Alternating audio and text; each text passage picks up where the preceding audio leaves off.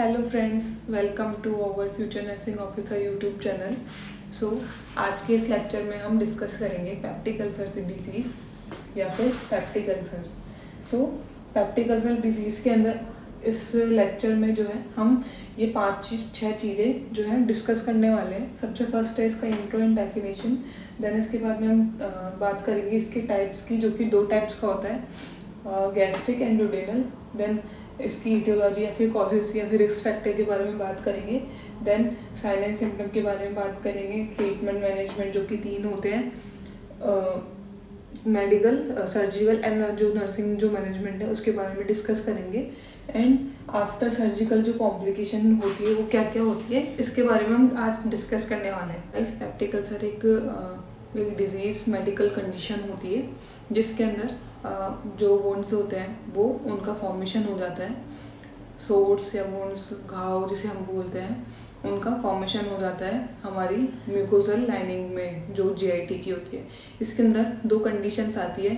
First condition आती है gastric and second condition आती है हमारी mucosal. So guys, peptic ulcer disease के अंदर 2 कंडीशंस आती है, जिसमें फर्स्ट वन है gastric ulcer and second one है ड्यूडेनल अल्सर। गैस्ट्रिक अल्सर के अंदर मेनली स्टमक की जो लाइनिंग्स होती है, म्यूकोजल मेनली, वो इन्वॉल्व होती है। और ड्यूडेनल अल्सर के अंदर ड्यूडेनम, जो कि एक पार्ट है हमारी स्मॉल इंटेस्टाइन का, उसकी म्यूकोजल लाइनिंग जो है वो इन्वॉल्व हो जाती है।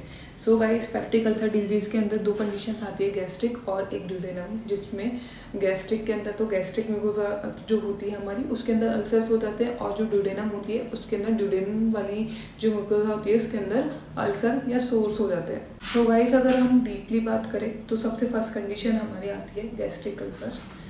गैस्ट्रिक अल्सर्स में क्या होता है, जो हमारी जो स्टमक की जो म्यूकोसा होती है, फिर गैस्ट्रिक की जो म्यूकोसा होती है उसका अल्सरेशन हो जाता है, और हमारी कभी कभी सब म्यूकोसा तक भी वो एक्सटेंड हो जाती है। जैसे कि हमें पता है, हमें हमारे स्टमक या फिर हमारी जो जीआईटी होती है इसकी 4 लेयर्स होती है। सबसे पहले आती है हमारी म्यूकोसा, देन आती है हमारी सब म्यूकोसा, देन हमारी आती है मस्कुलरिस, देन आती है हमारी सीरोसा। ये हमें बेसिक है, सबको पता होता है, ठीक है। देन गैस्ट्रिक अल्सर्स के रिस्क फैक्टर्स क्या क्या हैं, ये मोस्ट कॉमनली स्ट्रेस की वजह से होता है। देन उसके बाद में स्मोकिंग, जब ज़्यादा यूज़ कर लेते हैं कॉर्टिकोस्टेरॉइड्स या फिर नेक्सिस में भी एस्प्रिन जो इंसान ज़्यादा यूज़ करता है उसको गैस्ट्रिक अल्सर होने के मोस्ट कॉमन चांसेस होते हैं। देन एल्कोहल, देन कभी गैस्ट्राइटिस की हिस्ट्री हो कभी, ठीक है, या फिर फैमिली हिस्ट्री हो, ठीक है, तो उसको चांस होते हैं, फैमिली हिस्ट्री। देन उसके बाद में इन्फेक्शन ऑफ एच पाइलोरी, जो एच पाइलोरी बैक्टीरिया होता है उसके इन्फेक्शन की वजह से भी हमारे गैस्ट्रिक अल्सर होते हैं, ठीक है। देन हमारे साइन एंड सिम्टम की बात करें तो साइन एंड सिम्टम में शार्प बर्निंग पेन होता है हमारे स्टमक के अंदर, वो भी मिड जो गैस्ट्रिक रीजन होता है लेफ्ट की तरफ में, मिड गैस्ट्रिक रीजन की भी लेफ्ट की जो तरफ होता है, लेफ्ट साइड में, उसके अंदर शार्प पेन होता है। और ये हमारे 1-2 घंटे जब मील लेते हैं हम, उसके 1-2 घंटे बाद होता है। मतलब इसका मतलब है जब इंसान इंजेक्शन कर रहा है फूड का, उसके बाद में ये शार्प पेन होगा, ठीक है। एंड लास्ट इसका जो साइन एंड सिम्टम है गाइस, हेमेटिमेसिस है, जो कि मोस्ट कॉमन है। हेमेटिमेसिस का मतलब वॉमिटिंग में खून आना, ब्लड आना। तो ये है गैस्ट्रिक अल्सर। अब हम बात करेंगे ड्यूडेनल अल्सर की। तो गाइस, हमारी एक सेकंड कंडीशन है ड्यूडेनल अल्सर। ड्यूडेनल अल्सर में भी सेम ही गैस्ट्रिक अल्सर जैसा ही होता है, बस कुछ साइन एंड सिम्टम अलग है।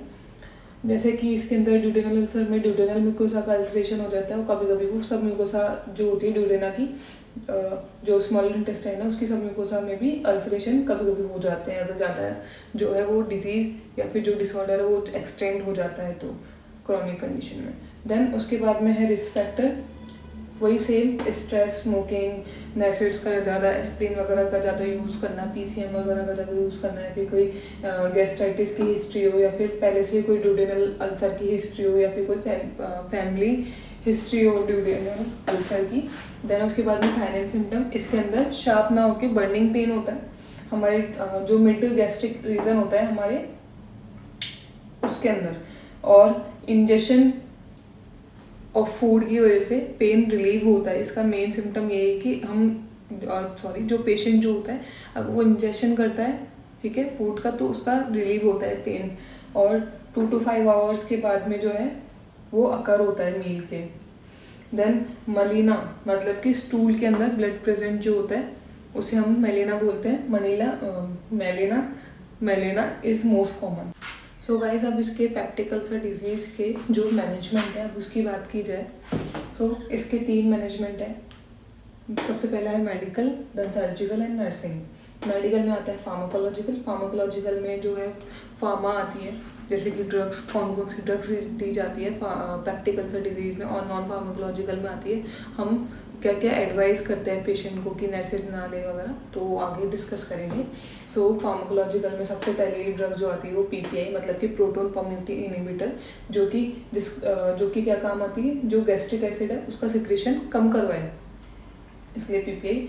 देन एंटासिड कि हमारे जो गैस्ट्रिक एसिड है या फिर गैस्ट्रिक जो सिक्रेशन है उसको न्यूट्रल कर सके। देन उसके बाद में एंटी कोलिनर्जिक्स जो कि एंटी स्पास्मोडिक जो दवाइयाँ हैं या फिर ड्रग्स हैं वो देते हैं कि गैस्ट्रिक जो मोबिलिटी है वो कम की जा सके।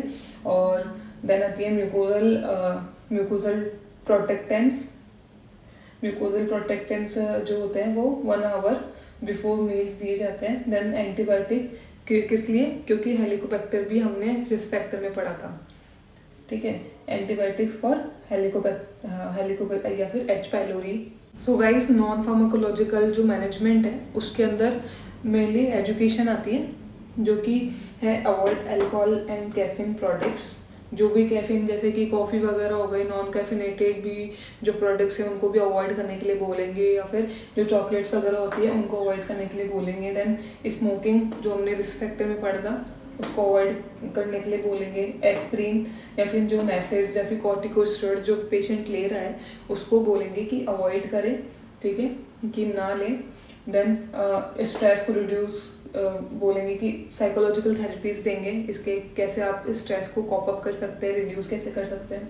देन जो सेडेंटरी लाइफस्टाइल है उसको हेल्दी लाइफस्टाइल में चेंज करेंगे पेशेंट को एजुकेट करके। देन गाइस, सर्जिकल जो मैनेजमेंट है उसकी बात की जाए तो इसके अंदर कुछ सर्जरीज आती है, जिसमें सबसे फर्स्ट है टोटल गैस्ट्रेक्टोमी, देन है वैगोटोमी, देन है गैस्ट्रिक रिसेक्शन, देन है बिलरोथ first, बिलरोथ second, पाइलोरोप्लास्टी।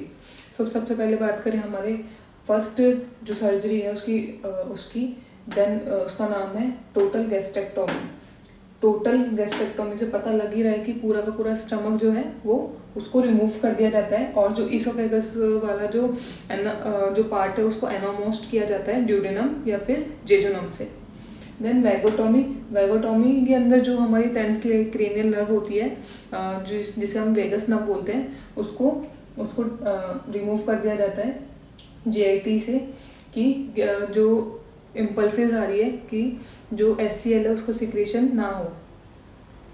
Then gastric resection में जो है वो स्टमक का जो लोअर हाफ है पार्ट उसको रिमूव कर दिया जाता है। देन बिलरोथ फर्स्ट जो सर्जरी होती है जिसे हम पार्शियल गैस्ट्रेक्टोमी भी बोलते हैं या फिर गैस्ट्रोड्यूडेनोस्टोमी भी बोलते हैं।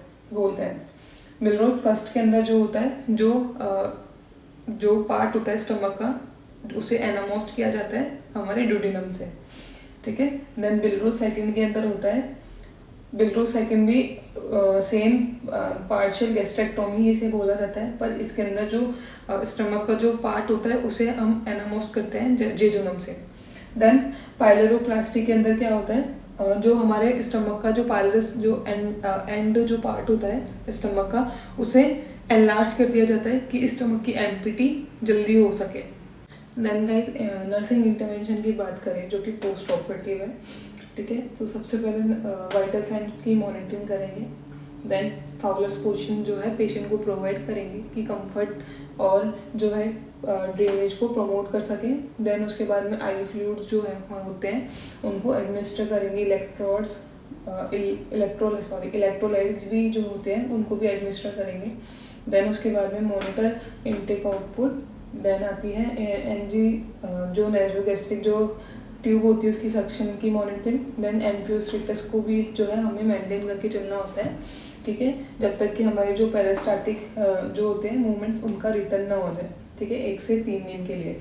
देन एनपीओ के बाद में जो है सिप्स ऑफ वाटर जो है वो अलाउ होती है, और लिक्विड डाइट जो है वो डॉक्टर प्रिस्क्राइब कर देते हैं, जो कि वो अलाउ हो जाती है। देन है पोस्ट ऑपरेटिव जो कॉम्प्लिकेशंस हैं वो मॉनिटर करनी होती है, जैसे कि इन्फेक्शन, डंपिंग सिंड्रोम और मैनी मोर। तो इसके बाद में हम जो है वो डिस्कस करेंगे। तो गाइस पेप्टिक अल्सर के कॉम्प्लिकेशंस की बात करें, आफ्टर जो सर्जरी कॉम्प्लिकेशन क्या क्या कॉम्प्लिकेशन हो सकता है पेशेंट में, तो सबसे पहले हेमरेज हो सकता है, सूचर में से ब्लड आ सकता है, हेमरेज हो सकता है। देन उसके बाद में डंपिंग सिंड्रोम, जो कि हम आगे की क्लासेस में जो है डिस्कस करेंगे। देन डायरिया हो सकता है, हाइपोग्लाइसीमिया हो सकता है, बाइल रिफ्लक्स, गैस्ट्राइटिस हो सकता है। देन उसके बाद में विटामिन B12 की जो है वो डेफिशिएंसी हो सकती है। विटामिन B12 की डेफिशिएंसी कैसे होगी वो हम आगे की क्लासेस में डिस्कस करेंगे।